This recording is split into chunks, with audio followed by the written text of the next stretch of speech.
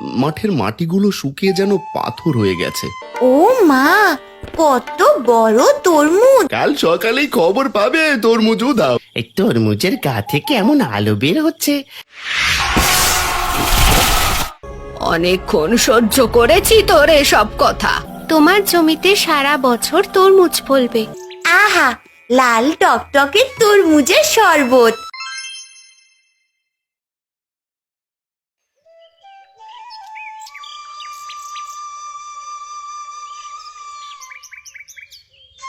কি গো, এখানে দাঁড়িয়ে রইলে যে, মাছ ধরতে যাবে না?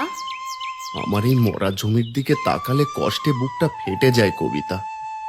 মাঠের মাটিগুলো শুকিয়ে যেন পাথর হয়ে গেছে। সবার জমিতে কত সুন্দর ফসল, অথচ আমার জমি অভিশপ্ত। মন খারাপ করে কি হবে গো? ঘরে এক মুঠো চালও নেই, মালাটা কাল রাত থেকে না খেয়ে আছে। এসব দেখে আর কষ্টটা বাড়িও না। ওই যে মালাও চলে এসেছে। মা, মিলির সাথে খেলতে গিয়েছিলাম, বাড়ি চলো, অনেক খিদে পেয়েছে যে।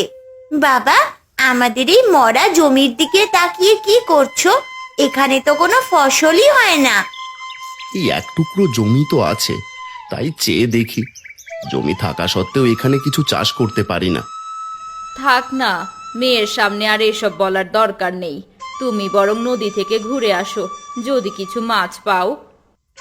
তাই যাই, তুমি মালাকে নিয়ে বাড়ি যাও। তাড়াতাড়ি এসো বাবা, আর আমার জন্যে বড় দেখি একটা মাছ ধরে আনবে কিন্তু।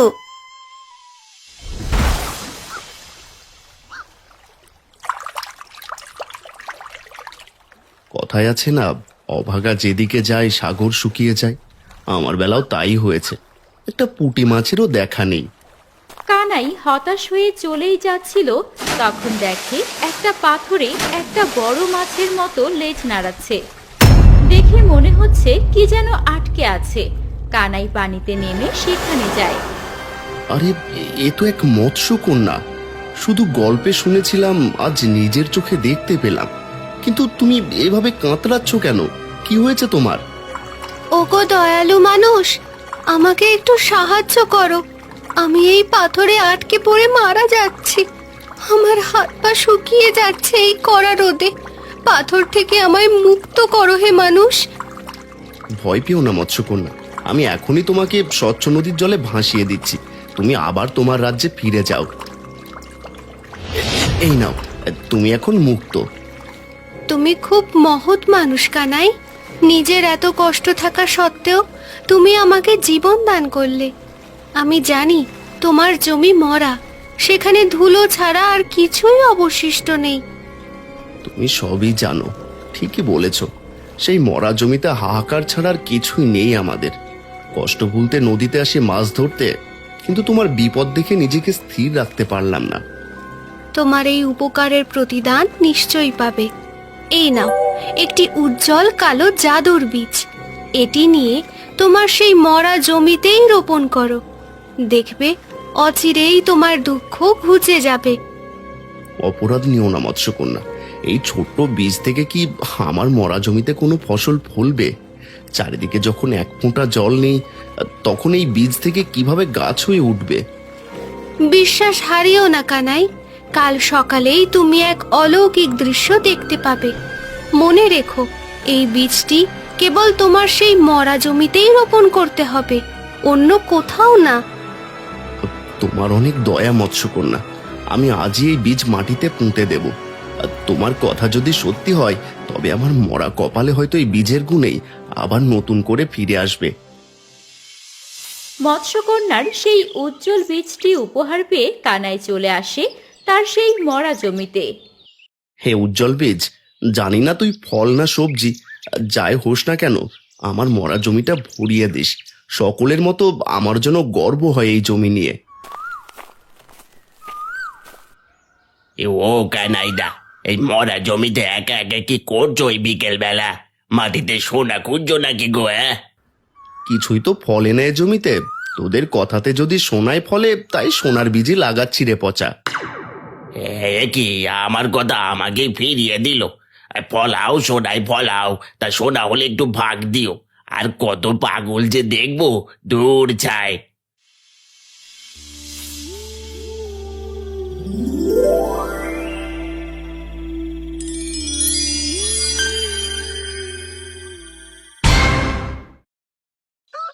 আরে ও বৌদি, কানাইদা কোথায়? কি কাণ্ড ঘটেছে? কানাইদার মরা জমিতে দেখবে চলো। কি হয়েছে রে মহেশ? দাঁড়া, তোর কানাইদাকে ডাক দি।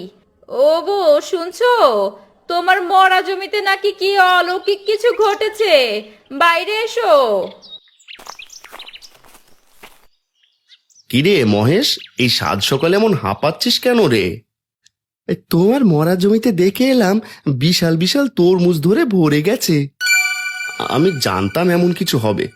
চলো গো কবিতা, মালাকে নিয়ে চলো, দেখবে আমার সেই মরা জমিতে সোনার তরমুজ কেমন হয়েছে।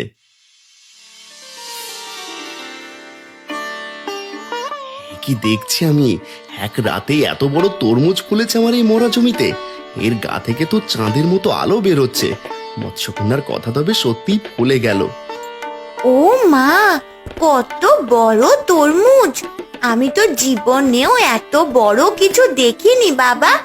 মা দেখো, তরমুজটা কেমন উজ্জ্বল রঙের। আমার তো এখনই এটা খেতে ইচ্ছে করছে। আরে সবাই দেখো, কানাইয়ের মরা জমিতে কেমন জাদু তরমুজ ফলেছে। গতকালও তো এখানে শুধু শুকনো মাটি ছিল, এক রাতে এমন অলৌকিক কিছু হওয়া অসম্ভব। এ কি কাণ্ড গো কানাইদা, সত্যি সত্যি দেখছি তোমার মরা জমিতে সোনা ফলেছে। কাল তবে তুমি মিথ্যে বলনি গো। এই তরমুজ শুধু আমার নয়, এটাই গ্রামের সবার কষ্টের অবসান ঘটাবে। আমি ভাবতেই পারছি না এই শুকনো মাটি থেকে এমন বিশাল বিশাল তরমুজ জন্মাবে। ভাগ্য বদলাতে সময় লাগে না। কাল যে আমরা না খেয়েছিলাম, আজ আমাদের ঘরে আনন্দ। চলো আমরা সবাই মিলে এই আনন্দ ভাগ করে নিই। জাদুর ফল আমাদের গ্রামে হাসি ফুটিয়েছে। হ্যাঁ বাবা, গ্রামের সবাইকে এই খুশিতে এই জাদুর তরমুজ খাওয়াবে, কেমন? দেখলে হরিদা, কানাইদার কপাল কেমন করে খুলে গেল। আমার বাবার সম্পত্তি ও ভোগ করবে, আর আমি বসে বসে আঙুল চুষবো? এটা হতে পারে না। সৎ ভাই বলে কি পার পেয়ে যাবে নাকি? শান্ত মিনু, কানাইয়ের ওই জাদু তরমুজ যদি আমরা হাতিয়ে নিতে পারি তবে কেল্লা পথে শহরে নিয়ে ওটা বেচতে পারলে আমাদের 7 পুরুষ এখানে বসে বসে খাবে। হ্যাঁ, কিন্তু ওটা তো কানাইয়ের জমিতে হয়েছে, গ্রামবাসী ওর পক্ষে। সহজে তো ওটা আমাদের দেবে না। কিছু একটা বুদ্ধি তো বের করতেই হবে। বুদ্ধির অভাব নেই আমার মাথায়। আমরা মাঝরাতে ওটা চুরির ব্যবস্থা করব। মদন চোরকে খবর পাঠিয়েছি, ও কাজটা সারলেই কানাই সকালে উঠে শুধু ফাঁকা জমি দেখবে। হ্যাঁ, এটাই সেরা উপায়। মদন চোর হাত সাফাইতে ওস্তাদ, ও ঠিকই নিয়ে আসবে। ওটা চুরি হলে কানাইদা আবার সেই আগের মতো হয়ে পড়বে।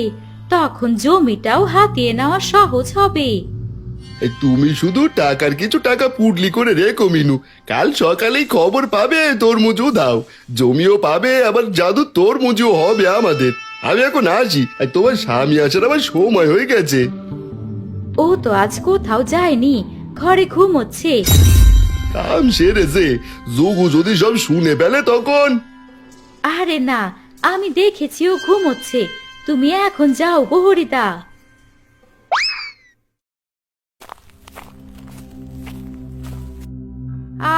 আরে তুমি ঘুম থেকে কখন উঠলে? একবার তো ডাকও দিতে পারতে।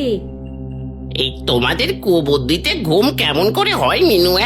কতবার বলেছি ওরা গরিব মানুষ। তোমার কথাতে অনেকবার তাদের সাথে ঝগড়া করেছি, আর শেষমেশ সৃষ্টিকর্তা আশীর্বাদ করেছেন তাদের, আর তোমরা সর্বশান্ত করতে চাচ্ছ।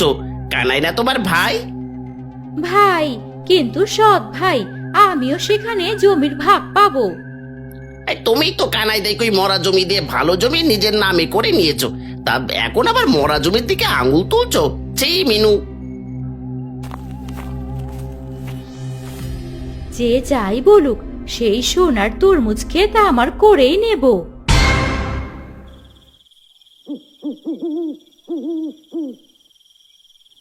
এই আজব তো, এই তরমুজের গা থেকে এমন আলো বের হচ্ছে যে আমার চোখ ধাঁধিয়ে যাচ্ছে। এত বড় জিনিস আমি একা বইব কি করে? কিন্তু এটা নিতে পারলেই সারা জীবনের ছুটি। ভাই মদন, কথা বলিস না, তাড়াতাড়ি ওটা তুলে নিয়ে পালা। গ্রামের লোক জেগে ওঠার আগেই আমাদের এখান থেকে সম্পদ দিতে হবে। জলদি কর। তুমি তো বলেই পার পাও, কাজ তো আমায় করতে হয়। মদন যেই না তরমুজে হাত লাগাতে যায়, অমনি এক বৈদ্যুতিক ঝলক তার গায়ে ঝটকা মেরে দূরে ফেলে দেয়। ওরে বাবা, এই তরমুজটা ছুতেই তো আমার সারা শরীরে কেমন ঝিলিক দিয়ে উঠলো। মনে হচ্ছে এর ভিতরে বিজলি লুকোনো আছে। আমার হাতটা তো একদম অবশ হয়ে গেল। ও হরিদা! দূর বোকা, ওটা মনের ভুল, ভয় পাচ্ছিস কেন? শক্ত করে ধর, ওটা বস্তায় ভর। এত বড় সুযোগ হাতছাড়া করিস না, এটা সোনার খনি হতে পারে আমাদের জন্য।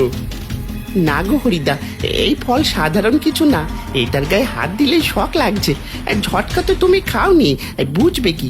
আমার খুব ভয় করছে, আমি আর এখানে থাকবো না। আরে থাম মদন, পালিয়ে যাস না। ইস, মদ না তো ভয় একেবারে দিক বিদিক জ্ঞান শূন্য হয়ে ছুটছে।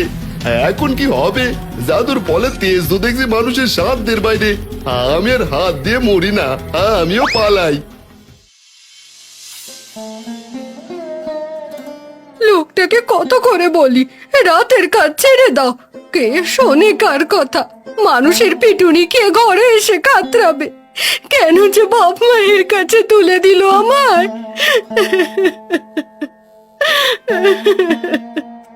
কাঁদিস না রে বউ, আজ মানুষের হাতে মার খাইনি। কানাইদার ওই জাদু তরমুজ চুরি করতে গিয়েছিলাম, হরিদার কথাতে বিদ্যুতের ঝলকে আমার হাত পা সব অবশ করে দিয়েছে। ওরে বাবা রে বাবা! মদন রে, কেমন আছিস? তোর তো আবার কিছু হয়ে যায়নি? হ্যাঁ, হরিদা এসেছেন। ও বউ, বসতে দে হরিদাকে। কাকে বসার কথা বলছো তুমি? যে আমার স্বামীকে রাতের অন্ধকারে ডেকে নিয়ে বিপদে ফেলে, অন্যের জমিতে চুরি করতে পাঠায়, তাকে? আসতে বলো, বউ মানুষ জড়ো হয়ে যাবে যে। শুনুক সবাই, এসব ধূর্ত মানুষের জন্য আজ আমাদের কপালের দুর্গতি। বা আমাদের সোনার গ্রামে এই হচ্ছে, তবে এসব মোড়ল মশাইকে জানাতে হবে বড় কিছু ঘটার আগেই। কানাই ভাই, আমি শহরের সবচেয়ে বড় ফল বিক্রেতা। এই তোর